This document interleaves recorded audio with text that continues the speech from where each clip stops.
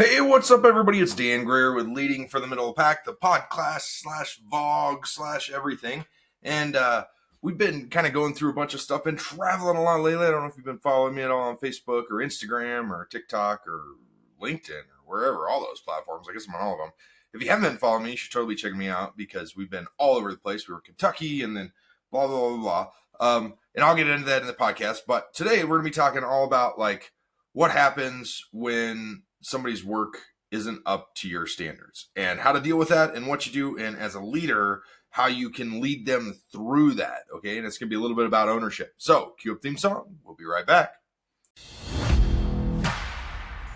The big question is this: how are leaders like us, who aren't necessarily in a management position, who go out and get our hands dirty, who are ready to answer their calling from God to lead, who are driven to learn and grow, gain the trust and respect of those around us, to actually be heard while not coming across as an authoritative prick? These are the questions, and this is the podcast that will give you the answers. Hi, my name is Dan Greer, and welcome to Leading from the Middle of the Pack. Awesome. So glad that you guys are still here. Glad that you listened to the first little blip and you're like, oh man, I really do want to hear about this. So part of what I'm doing is like, I'm living by this mantra of document, don't create. And so I'm not creating content. I'm not going out and curating it. I'm not creating it. All I'm really doing is documenting what actually happens as we go through life. And I'll be 100% honest with you. Like, we had somebody leave our team not too long ago, and it wasn't a bad thing. Like, it was actually a good thing that they chose to leave. And I know, like, when we see things when they happen at the time, we always go, oh my gosh, this is so devastating. This is going to be so much work, blah, blah, blah, blah, right? Like, there's a bunch of stuff, like, all this stuff's just, like, pounding into your head. And then what ends up happening is, like, in no time at all, you're caught back up and you're better off and you realize it. So what truly happened was, like, we had somebody on our team and their performance standards weren't up to ours, right? Like, they were a great person, would never talk anything bad about them at all, great person, but their standards were not our standards. And when it came to ownership, they had none. And like, I know that sounds really bad, but it's, and like, you're like, oh man, Dan, so we're going to talk bad about this person. Well, I'm not really talking bad about them. I'm just saying that, like, they didn't have my same standards when it comes to ownership or extreme ownership and, like, over delivering,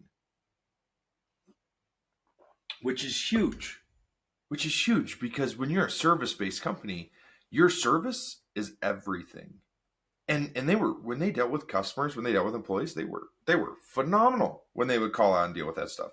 But they didn't have the motivation to do it without being hounded, and they required to be micromanaged. And that's just not the way I work. It's not the way we should be working. If you love to micromanage or love to be micromanaged, then you were like, a lot of people micromanage, like, they don't love it, but they think they have to micromanage because they want control of everything. But that's for a whole nother podcast. But, like, a lot of people have to be micromanaged because they don't have the motivation to do it on their own. And that was the problem here, was like, we had the same things happening over and over and over and over and over again. And what actually happened was, I came in and I said, okay, here's the thing, is there's going to be some accountability moving forward. And if you don't like it, you don't have to stay here. But it's 100% your choice what you want to do. Because here's what we got to remember as leaders, is what we tolerate is what we will get. Let me repeat that. What we tolerate is what we will get. If we tolerate somebody's poor performance, we will get poor performance. If we tolerate somebody who never comes to work, they will never come to work, and they will think it's okay. If we tolerate somebody who's always got a bad attitude, they will always have a bad attitude. As leaders, we think that we're helping somebody. We feel like we're being nice. We're being a person. We're being genuine because we didn't ride them hard when they didn't come in. We didn't hold them accountable for what we gave them to do. We think we're being a friend. We think we're being human. We think we're helping them. We're not helping them. We're enabling them. Two totally different things, right? Enabling versus helping. Enabling is like saying, hey, it's okay if you drink even though you're an alcoholic and you're trying to get off the juice. Helping is going, hey, you probably need to go to this meeting with all these other people so they can help you get over this. And dude, what are you doing? Let's get all that whiskey out of your cupboard. That's helping, right? And we think that because we're not actually like pouring them a drink, that we're not enabling them. We are 100% enabling them. So like as a leader, what we've got to figure out is how do we not enable? How do we lead? Okay, number one. And then number two is like, how do we promote good mental health and good work ethic and stuff like that? How do we lead people? Well, let's start with the first one, right? How do we help? How do we help somebody learn? How do we help them grow? Because as leaders, that's what we're doing. Our job as a leader is to help other people surpass us. That's my main goal, is that everybody who starts a business who comes to us will surpass us in revenue. They'll surpass us in clients. They'll surpass us in their live events. They'll surpass us in what they do. I'm not holding a grudge against somebody who holds a live event and they get 100 people at their first one and I have one, right? Like I'm not going to hold a grudge against them. I'm going to be ecstatic and stoked because they took our principles and learned from them, right? So like that's part of leadership is letting go of that internal battle that, oh, they're better than me. Because they're not. There's no difference. There's no difference. Okay? But you got to get rid of that internally. And that's hard. That's super hard. And I'm not going to tell you how to do that because I don't know, because I still fight with it every single day. Like plain out honesty right now, I fight with it all day, every day is something. Like I was at an event the other day and like I had an event not too long ago and we do really good at our events. Like don't get me wrong, I'm not saying we don't do good at our events, but like they focused on one event for 60 days and they filled the room and it was awesome. It was awesome. They got a team of like 8 people that focused on filling this room. My team of 3 people focused on a room for an event for a week and we put 10 people in a room. Right? Like I'm sitting there comparing apples to oranges. Of course they're not going to taste or look the same or feel the same. So like as a leader, we've got to figure out how to get over that stuff internally so we can help lead other people and be excited for them to surpass us. Okay. Now, like the next step of this is like figuring out, okay, y'all thought I was going to come in here and just tell you like what to do when somebody's not performing, right? Be like, oh, yep, fire them. Oh, give them this and it'll just be a turnkey solution. Well, there is no turnkey solutions when it comes to this because everybody is different. And there's 100 different ways to motivate people. And I got news for you. I'm going to do a podcast all about that. We're getting into How to Win Friends and Influence People series. And it's going to be so much fun to go through that book. And like, you're going to, man, I've been studying that book for years. But anyways, shiny object. My bad. I'm pretty bad about that stuff. Hold on, let me grab a drink. Awesome. So like there's no turnkey solution to motivate somebody or to fix the problem or to lead them. As a leader, it's our job to be innovative and try to figure out what it takes to lead them and implement different tools to help them be successful. That's the key. Implement different tools for different people to help them be successful and care about their success more than ours. That's it. That's all it is. So like as we get into this, like let's dive a little bit deeper, okay? So part of the problem is like when we have somebody who's not performing, if we allow them to continue not to perform and we don't hold them accountable, are we helping them? Not at all. Are we helping the team? Not at all. As a team member, if you're enabling somebody by doing their work for them or letting them complain to you, are you enabling or helping? Some people are like, well, I love it when people complain to me. Then I know the office gossip. Psh, man, you know what happens? Nobody complains to me. You know why nobody complains to me? Because I don't listen to their crap. I don't tolerate it. Because I don't want to hear it. Because you know what those complaints do? They're useless. It's a waste of my time. It's 100% useless. Don't waste my time. Don't waste my time. Period. That's like it. That's like my number one rule. Don't waste my time. Okay? So like when you allow somebody to complain to you, you're tolerating their bad behavior. You're enabling it. You're allowing it to happen. Then they think they can complain to you about other things and other stuff. And all of a sudden they're like, man, I don't know why I have to Google this. This wasn't in the job description. And you're like, Hey, we got the same job. And now all of a sudden you have resentment against that other person because they're doing less than you and you know it because they're complaining to you. So, like, don't tolerate it. Don't allow it. If somebody comes up to you and they start complaining about something, don't jump on that bandwagon and be like, oh, yeah, blah, blah, blah. And I've done, like, I've totally had hard times before and walked up and complained to people. And you know what I do now? No, I don't complain to them. Like, my poor wife. Whew, thank God she's a beautiful queen and she's very humble and listens to me and puts up with me because she gets the majority of my complaints. Yeah, it's crazy. But anyways, my point is like, don't complain to your coworkers. Don't tolerate it from them. If somebody comes up to you and they're griping about something, you might hear them out. You might be like, oh yeah, hey, here's a solution for that. And they're not going to want to hear your solution because they just want to complain. They want you to agree with them. They want you to put them on the same page. They want you to be like, oh yeah, yeah, you're right. Yeah. Oh man, I can't believe that. Blah, blah, blah. That's just so rare. And then all of a sudden they're justified. And then what happens when they're justified? Then they do even less because now they're justified. You enable them. So as a leader, how do we fix this? How do we fix this? We preach and teach and lead by example, right? Leading by example is the best way you can do it because here's the thing. People aren't going to, they're going to pick up, they're going to emulate who they want to be like. If somebody wants to be like me, if somebody wants to be, decent in business, we're not going to say like awesome because I'm not there yet. Give me a couple more years. Okay. But like, if they want to be like decent at what they're doing, then and they want to be humble and they want to be unique and they want to think outside the box and they love gray area and they want to be a leader and they like pushing themselves and they might emulate me, right? Like those are some of my best traits. Those are some of the things that I do the best. I got a lot of things I don't do right, but like those are some of the things I do the best. And so they might emulate me because they want to be like me. Does that make sense? You guys getting this? So like when somebody emulates you, that means that you have to lead by example as a leader. So I can't be the person that complains. I can't go and be like, oh man, so-and-so did this. Right? It's not going to do me any good. Because then guess what? Everybody thinks I'm complaining. And then what do?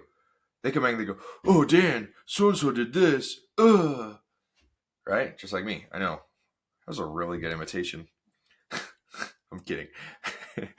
But I think you get my point, though. I think you get what I'm trying to say is like whatever you do, like you have to lead by example. If you want people to bust it and work hard, you have to bust it and work hard. If you want people to like do nothing all day, you should do nothing all day. If you want your business to fail, then you should do that.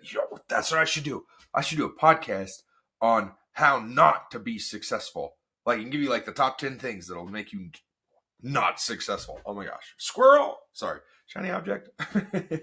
My point is like you have to lead by example. And a lot of people, I kind of laugh because there's this old school mentality that you have to lead by example for when you show up and when you go away. Right? Like I remember having this guy at the office one time. He goes, yeah, I lead by example when I get here. And I was like, how do you do that? And he goes, well, I'm the first one in the office and the last one to leave. Okay. What do you do during the day? Well, like I watch news a little bit on my TV because I'm the big boss. And then he had like whiskey in the corner. So he'd have like a shot of whiskey 2 or 3 times a day, like sipping whiskey, stuff like that. Not necessarily shot, but like, you know what I mean? Like there was a bunch of stuff going on there. He was not leading by example. Well, he was, but not by a great example. But he thought he was this immaculate, amazing leader because he showed up early and left late. He didn't have results. He didn't produce anything. He didn't do any of that. Leading by example is what you produce, not what it looks like you do. So that's how you lead by example. That's the first way you pull somebody out of a funk is you lead by example. The second way you do it is by holding them accountable. And you come up with different ways to hold them accountable. Accountability calls every single morning are phenomenal. People hate those. When they're not performing, they hate them. They love them when they are performing because they get to brag about what they're doing. Right? I'll tell you what I started doing, especially and this sounds like it's like kind of mean and overbearing and micromanager-ish, but it's really not. It's accountability. It's not micromanaging. Micromanaging is when I tell somebody how to do something. Oh, you have to do it this way.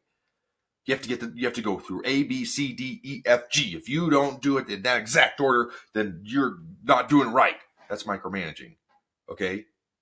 Accountability is first thing in the morning, 8 o'clock, because everybody on my team is remote, right? First thing in the morning, 8 o'clock. Hey, what's going on? What do you got on plans for today? No small talk, no nothing, straight to the point. You're showing them you want to get to business and they need to get business. They tell you what you got going on. Sweet. That's good by noon. What are you going to do after that? Well, yeah, here's what you're going to do after that. I need you to get these things done today. If they're not done by the end of the day, we got an issue. Okay. Right? The end of the day, you call them, you go, hey, what'd you get done today? They give you an answer. How come you didn't get this done? Why? Tell me why it didn't happen. What came up to where you couldn't do this? Well, I just got busy. Doing what? Washing dishes? Doing laundry? Cooking lunch? What were you doing all friggin' day? Right? Like, accountability is huge. It's huge. And I know because I've been on the other side of that boat, man. I've been there. I've been a driver and I haven't had accountability. And you know what happened? They didn't hold my feet to the fire. And I got worse, and I got worse, and I got worse, and I got worse. There was no accountability. That's why I'm super, super big in keeping people accountable. Calls are a great way to do it. The other way, tracking, KPIs, key performance indicators. You can call them whatever you want to, keeping people motivated, keeping people interested, whatever you want to do. Everybody says KPIs are dead. The hell with that.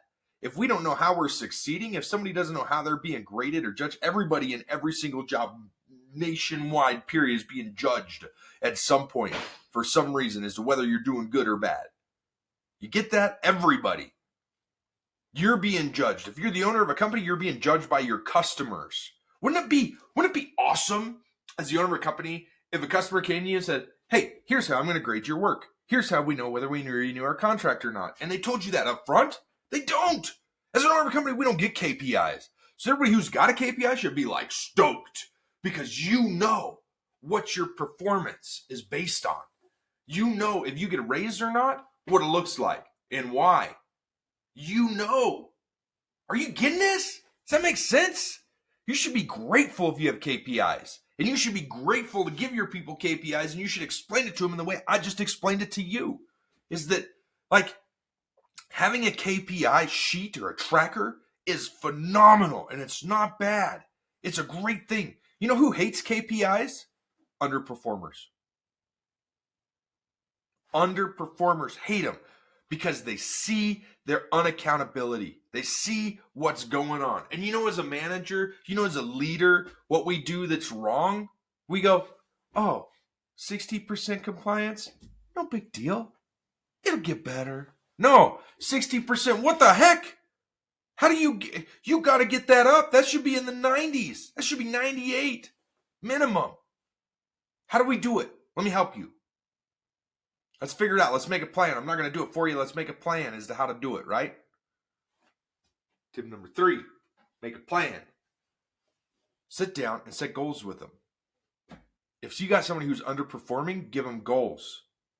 Help them create goals within the company to do what they're supposed to do. Don't just be like, I don't know, just figure it out. I don't know what you need to do. Be like, okay, here's your goal. Your goal is this. This is what I want to see. This is how you get there. And I know that's going to go completely against Make It Their Idea, which I'm going to tell you all about in the near future when we get into like how to win friends and influence people, that series that I'm getting ready to record. But the truth is like, you can still make it their idea. You just got to put a little spin on it. But like, help them set goals. Help them figure out what's going to make them successful in your eyes and to the company and to the customers. Because that's the key. Our key as leaders is like when we have somebody that leaves the company, it costs us 5 times as much to bring somebody new in as it does to keep that person. But if that person's toxic, if that person's useless, if that person's not pulling their weight, if they're corrupting other people, then it's cheaper to get rid of them. And I did this whole thing a while ago about like finding the right seat on the bus for people, and sometimes you bounce around from seat to seat to seat, and eventually you're like, get out of here, right? Kick them off the bus because they're just making the whole atmosphere on the bus go down. I did a whole thing on that, right? And I totally do it again and probably will in the near future. Appreciate you guys letting me have a drink of coffee this morning, man. It's been crazy lately. Okay, so like we just went over like holding them accountable and helping them set goals and leading by example and all these other things that you can do as a leader to help somebody perform. Now, what happens if you do all these things? You do all this and they still don't step up. That's the worst part about being a leader. You got to have those hard conversations with them. And I'll be like 100% dead honest with you. I had a conversation with this person, and man, tears started streaming down from their eyes, and this happened, and this happened, and this happened, all in one conversation. And then came the anger because they weren't getting what they wanted. They're used to crying. People are used to showing emotion and getting what they want. And when that doesn't work, they go to anger. You getting this? You got to be prepared for that as a leader. It's not easy. It's not easy to be in that position. Everybody wants to be the boss. Nobody wants to be a leader. And that's why you're listening to this, because you're ready to step it up. You're ready to move into the next level of leadership. You're ready to be there, right? You're ready to do what's right. The people who listen to this actually care. You're not bosses, you're leaders. There's a whole different story between a boss and a leader. I love the meme. I saw this morning, and I thought that this was so funny because I used to think this was 100% true whenever I was in the workforce. You've all seen the dude sitting behind his desk, and he's getting pulled by a bunch of people and says, boss. And then, or he's got the whip out, right? Cha, cha. Oh, and then you've got the one where it's got the cart and the 4 people in front of it, and nobody sitting on the cart, no desk on the cart. And it says leader, and it points to the person in the front of the pack. Both of those are wrong, in my opinion. Both of them are like 150% wrong, right? In all out honesty, the leader is the dude who's holding the iPad up in the middle, drawing on it, and pulling while the team goes forward. He's doing like 5 things at once. He or she is doing all this stuff, right? They're killing it, and nobody else sees what's going on. All they see is them working. They see them sitting behind a desk. They see them doing reports. They don't see what goes into leadership. They don't see how hard it is. They don't see how much of an emotional toll it takes on you. When somebody fails, I feel like I fail. I take 100% ownership in this person not making it in our company. 100%. 100% my fault. I should have given them better training. I should have held them more accountable. I should have done accountability calls earlier. I should have done this. I should have done that. There's a million things I could have done and should have done, and I didn't. And why didn't I do them? I don't know. I can't answer that question. Because I'm still learning? Maybe that's it. I don't know. My point is like, as a leader, there's only so much you can do. As a leader, there's only so much you can do until you have to kick somebody off the bus. You can't lead somebody who doesn't want to be led. You can't lead somebody who's not willing to put in the effort and make the change. And that's probably the hardest thing to hear, and that's probably the hardest thing to say. And there's somebody out there right now that just is like, nope, you're wrong. You can change everybody. Well, I can't change everybody, and neither can you. There are some people you just can't change. And as a leader, that's probably the hardest thing to figure out. It's probably the hardest thing to understand. It's probably the hardest thing on you, is knowing you can't change everyone. So guys, I'm going to do a quick wrap up, and then we're going to call it quits here. We've been going a little bit longer than normal on this podcast. This is really big on my heart. So I appreciate you guys listening. It's been really good to kind of talk some of this stuff out, because I just went through this whole process, and it was pretty brutal on me emotionally and intense and like personally. And so it's really good that you guys are here to listen to it. So I appreciate that 100%. So like when you're a leader, okay, when you're a leader, you got to hold people accountable. You got to lead by example. You've got to give them standards to live up to. When they don't perform, you've got to do the hard things like accountability, KPIs, performance, helping them grow, giving them ideas, helping them set goals. You got to do all that stuff. And when somebody doesn't perform, It's not a bad thing when they leave. It's not a bad thing when you can't lead them, because some people don't want to be led. Okay?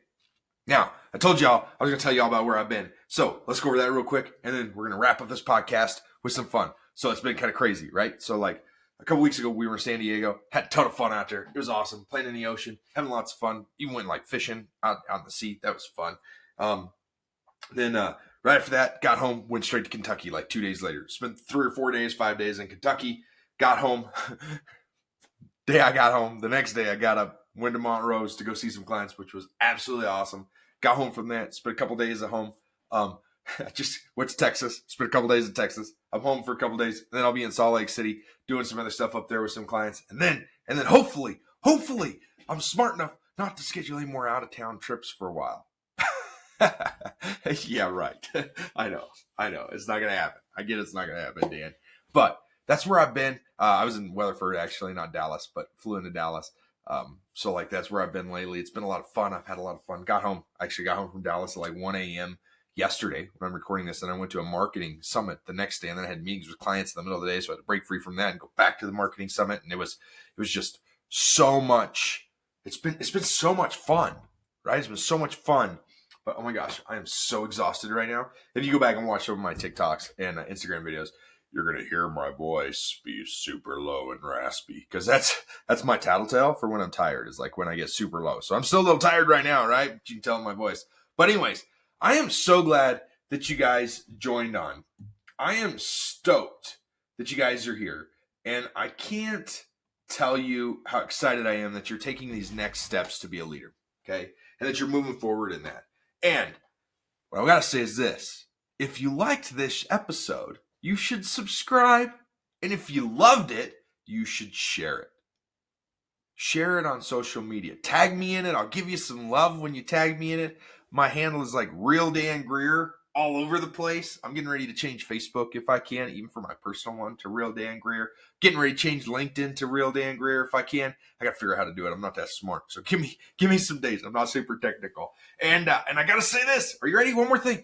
If you're looking for like the best DOT software out there, like it's not software, it's a platform. It's an all-in-one solution. It's a one-stop shop. It's everything you need. It's .docs, DOTDOCS.com.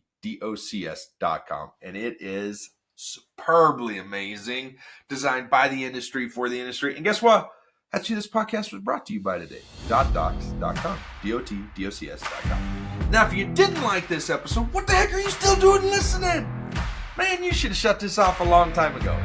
All right, guys. Hope you have a great day. Glad for joining in. Appreciate you guys listening to me. Remember, document, don't create. Make fun of it all the time. Talk to you later.